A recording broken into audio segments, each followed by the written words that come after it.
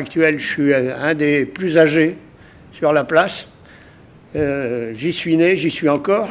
Alors j'aurais bien mauvaise grâce à dire que j'aime pas Boulogne. Dans la pêche à Boulogne, il y a d'abord plusieurs catégories de pêcheurs. Hein. Il y a la pêche industrielle, il y a la pêche artisanale et puis il y a la petite pêche qui est la pêche côtière. Ces trois catégories ne fonctionnent pas de la même façon et le résultat d'ailleurs est nettement différent. Moi j'appartenais à la petite pêche, la pêche côtière, c'est-à-dire les bateaux qui sont basés sur le quai Gambetta.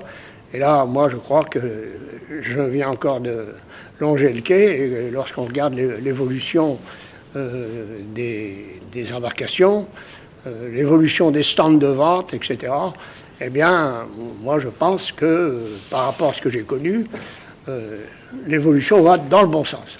Je viens encore du quai Gambetta. Bien, ne serait-ce que, par exemple, dans le domaine des pontons, les pontons d'accostage, eh bien, on a commencé par le ponton Bonvoisin et puis ensuite le ponton Bombard.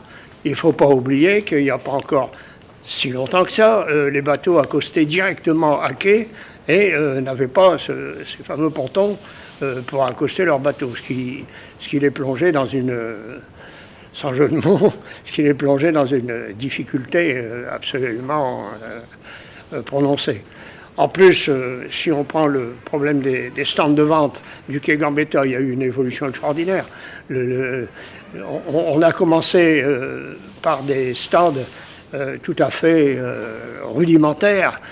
Il n'y avait pas d'éclairage, il fallait mettre une bâche autour. Aujourd'hui, il y a 25 stands qui sont attribués d'ailleurs. Le premier qui arrivait dans le stand, c'était lui qui pouvait l'occuper. Or, aujourd'hui, chacun a son stand. Ils ont de la lumière, ils ont de l'éclairage, c'est carrelé. Les conditions pour la vente du poisson sont des plus... Le sanitaire est tout à fait respecté. Moi, je crois que là, c'est une chose quand même qui a évolué considérablement. D'ailleurs, les consommateurs ne s'y trompent pas. Les projets, évidemment, d'ailleurs, il les suit au mot le mot, puisque c'est de soutenir les pêcheurs, parce qu'on est quand même dans un contexte assez difficile avec les normes européennes. Alors il faut savoir faire face, et là je crois que lui est tout à fait capable de le faire. Frédéric Cuvillier, c'est un homme complet. Moi, à mon avis, il tient à la fois compte de ce qui s'est passé précédemment, et puis également de ce qui peut éventuellement arriver dans le futur. Et ça, c'est assez rare.